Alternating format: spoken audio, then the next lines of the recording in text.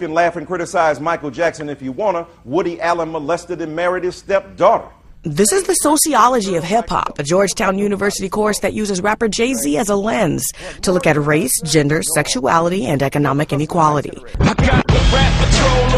Professor Michael Eric Dyson teaches the course. He's known for his critically acclaimed books and sometimes his controversial views on social inequality. Dyson says this is more than a listening session. The coursework is based on readings from academic authors and noted journalists. There are midterms and a final exam. Dyson says he doesn't focus solely on Jay-Z, who was born Sean Carter in a New York housing project. Instead, the lectures revolve around the life story of an impoverished young man turned businessman and philanthropist who used to call himself a pimp. And a lot of these contradictions are in the broader culture. Consumerism, misogyny. Misogyny is at the heart of so many religious traditions, and yet we study them. I have a PhD in religion from Princeton.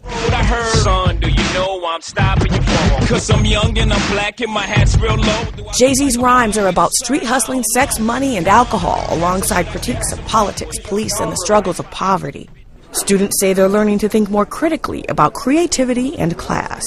You don't hear about a lot of other English topics, Shakespeare, those things don't come across every day, so you don't really think about them until you're in the classroom. But when you're in this class, Jay-Z class, you turn on the radio, you hear a Jay-Z song, oh, let me pay more attention because in the class that I had today. Chris Marsh is a sociologist who says courses like this communicate to young people in a way they understand. As a sociologist, maybe we should think about incorporating other scholars, other hip-hop artists beyond just Jay-Z.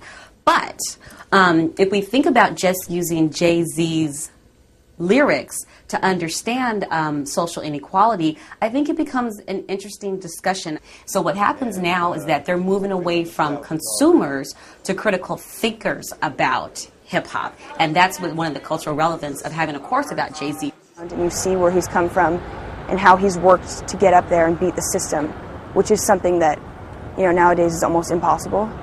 And so it offers the ability to relate to those people and kind of see how people are living today and how we don't see that if you're not there witnessing it.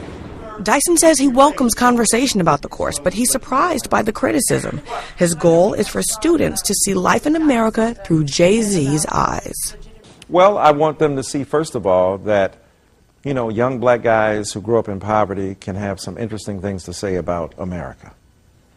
Number two, that their rhetorical and creative genius rivals the best of what we know in Western culture, whether it's Homer or Melville, whether it's Toni Morrison or Langston Hughes, whether it's Scorsese or Francis Ford Coppola.